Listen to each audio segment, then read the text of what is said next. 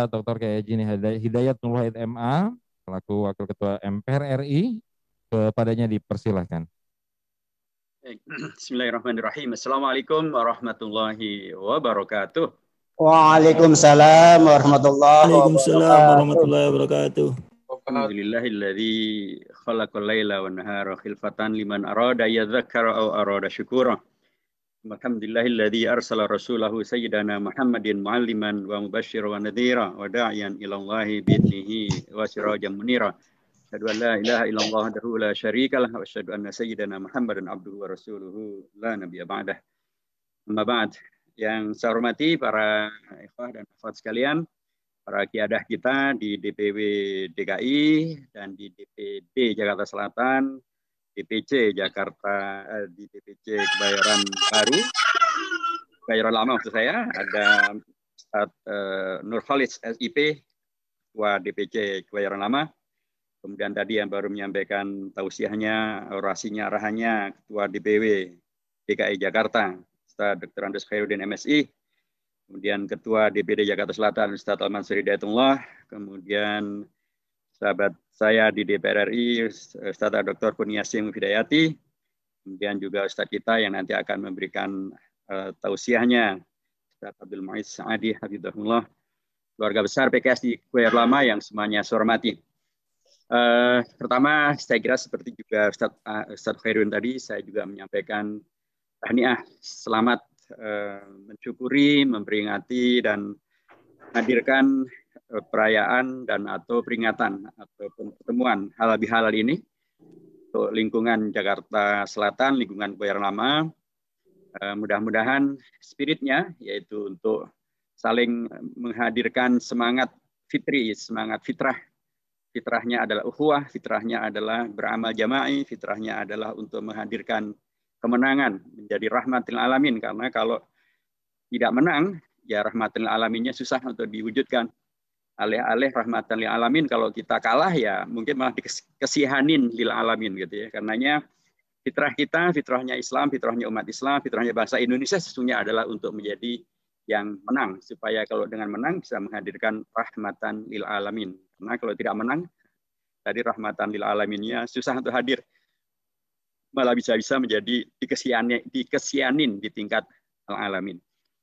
Yang kedua tentu dengan semangat ini juga saya sampaikan juga selain tahniah juga mohon maaf lahir dan batin, mungkin selama kita berinteraksi, selama kita bersama-sama berjuang untuk partai ini, memperjuangkan umat melalui partai ini, ada saja hal-hal yang kurang kena, kurang pas, kurang tepat, ya tentu saya harus mohon maaf beragam hal yang kurang tepat itu, dan kita saling mengingatkan agar ke depan kita lebih baik lagi, lebih bisa mewujudkan apa yang menjadi target pribadi dalam konteks dakwah, target partai dalam konteks dakwah, termasuk target tadi yang telah disampaikan oleh Ustaz Khairuddin.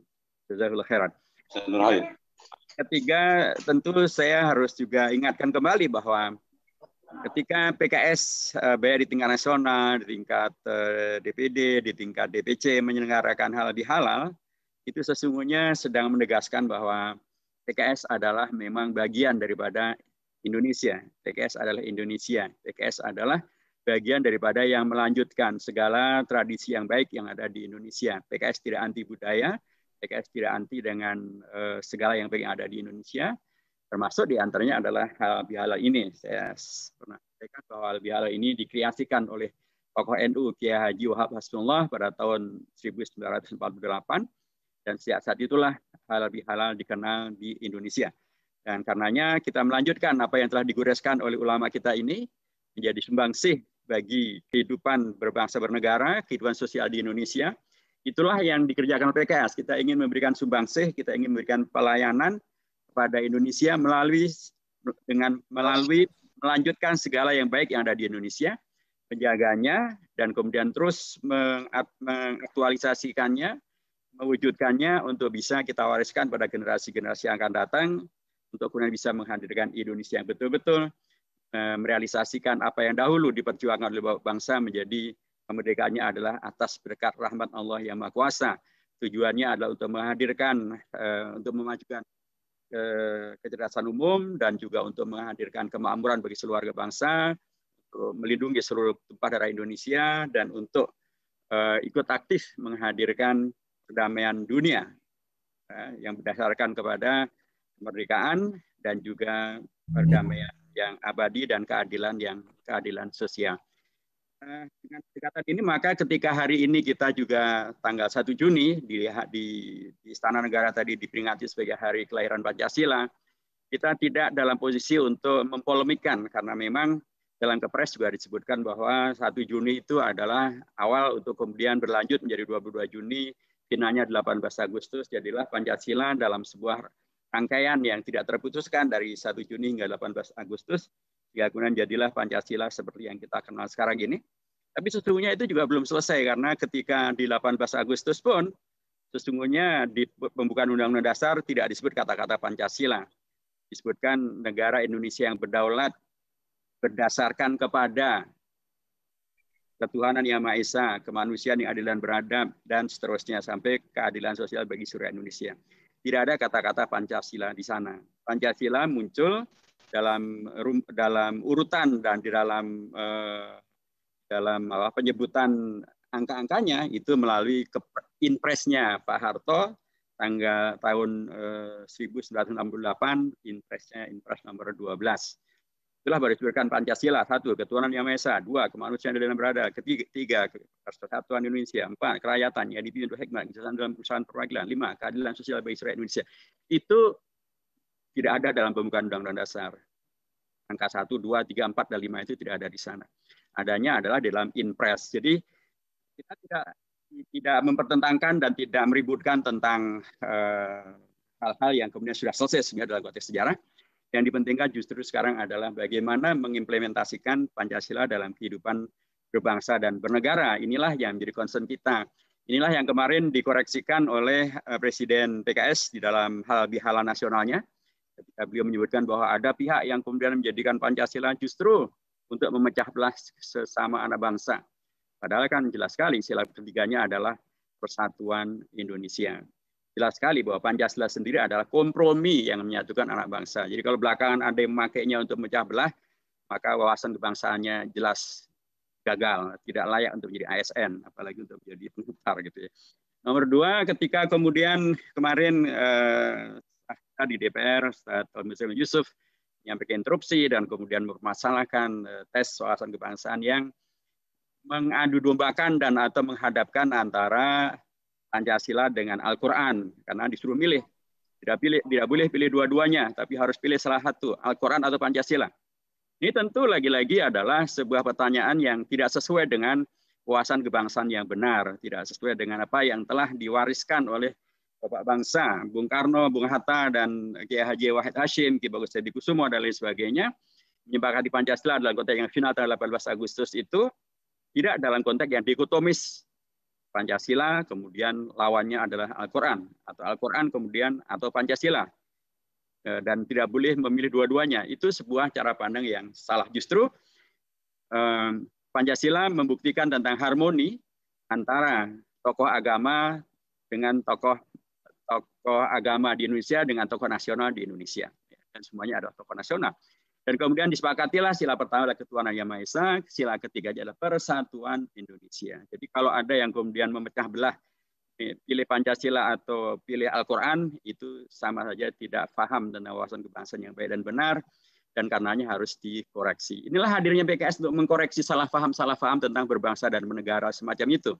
Dan kemarin jazakallahu khairan, beliau sudah menyampaikannya secara terbuka melalui interupsi yang kemudian viral kemana-mana.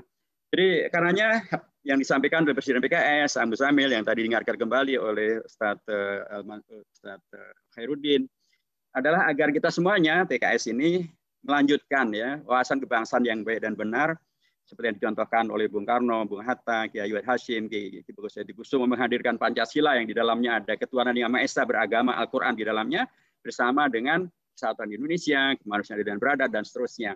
Dan juga tadi dengan melanjutkan budaya-budaya yang sudah diciptakan dan hadir dan kemudian menjadi sangat bagus, lebih halal, menegaskan bahwa PKS sesungguhnya tidak mempunyai masalah apapun dengan ideologi negara, tidak mempunyai masalah apapun dengan tradisi yang baik di negeri ini. Kita melanjutkan dan menjaganya. Karenanya dengan demikian maka PKS sudah memberikan kepada antum semuanya modal yang sangat besar untuk kemudian percaya diri bisa melanjutkan silaturahim dengan seluruh komponen bangsa yang ada. Bahkan Presiden PKS berikan contoh, dikatain kayak begitu demikian rupa ya oleh satu partai yang katanya tidak mau berkoalisi dengan PKS karena beda ideologi. Kalau di medsos sih ada yang mengatakan kalau ideologi PKS mah Pancasila 18 Agustus, ideologi Anda apa dong? Ada yang mengatakan PKS mah ideologinya adalah anti korupsi, bahkan oleh salah satu pimpinan KPK pada periode yang lalu dikatakan PKS adalah partai dengan track record anti korupsi yang paling baik. Nah, terus kalau Anda ideologinya apa dong tentang korupsi? Nah, ini tentu sudahlah itu bagian dari polemis yang nggak perlu Anda ikut masuk ke dalamnya. Tapi yang adalah justru Presiden PKS mengatakan bahwa sekalipun kondisinya semacam itu, ada pernyataan semacam, tapi kami tetap pada jati diri kita sebagai partai, yaitu Partai Islam yang rahmatul alamin, kita akan tetap menjalin silaturahim kebangsaan, silaturahim keumatan. Dan modal untuk itu semuanya sudah diberikan oleh kiadah kita dengan contoh-contoh konkret ya, perilaku, pernyataan, termasuk juga oleh partai kita dengan kebijakan-kebijakan yang menegaskan bahwa kita tidak mempunyai barrier, tidak mempunyai halangan apapun, baik secara ideologis, secara sejarah, secara pemahaman beragama, ya, untuk kemudian kita bisa melanjutkan silaturahim dari tingkat nasional hingga tingkat kecamatan, kelurahan, dan seterusnya. Tidak mempunyai barrier apapun. Kita dengan mudah bisa halal bihalal, sama juga kita dengan mudah bisa melakukan tahlil atau melakukan pengajian ahad pagi atau pengajian majlis taklim, atau kita juga bisa ikut atau menyelenggarakan juga maulid Nabi. Bisa kita lakukan semuanya. Karena kita paham bahwa di situ semuanya ada syiar, di situ semuanya ada hal-hal yang kemudian bisa menghadirkan maslahat. Kita juga diberi bekal tentang tadi wasar bernegara, tentang Pancasila yang kokoh dan kuat, sehingga tidak ada kesulitan apapun bagi antum dan kita semuanya untuk silaturahim dengan partai apapun, di tingkat level apapun ya. Termasuk juga dengan tokoh-tokoh masyarakat apapun, bahkan dari latar belakang agama manapun ya. Karena ketika menciptakan Pancasila pun Kiai Haji Wahid Hashim, Kiai Haji Karmutakir, Haji Agus Salim juga duduk bersama dengan salah satu tokoh dari kalangan Kristiani, Mr. Maramis. Jadi begitulah kita oleh para kiai kita, oleh manhaj kita, oleh perilaku partai sudah diberikan bekal yang kokoh dan kuat untuk kemudian mempunyai wawasan kebangsaan yang kokoh dan kuat, wawasan keagamaan yang kokoh dan kuat, wawasan sejarah yang kokoh dan kuat untuk kemudian bisa dilanjutkan melalui silaturahim. Ya, silaturahim melanjutkan yang halal ini, supaya halal ini menjadi bila halal, ketemu yang halal berikutnya, sehingga menjadi menghadirkan hal yang besar, hal yang luas.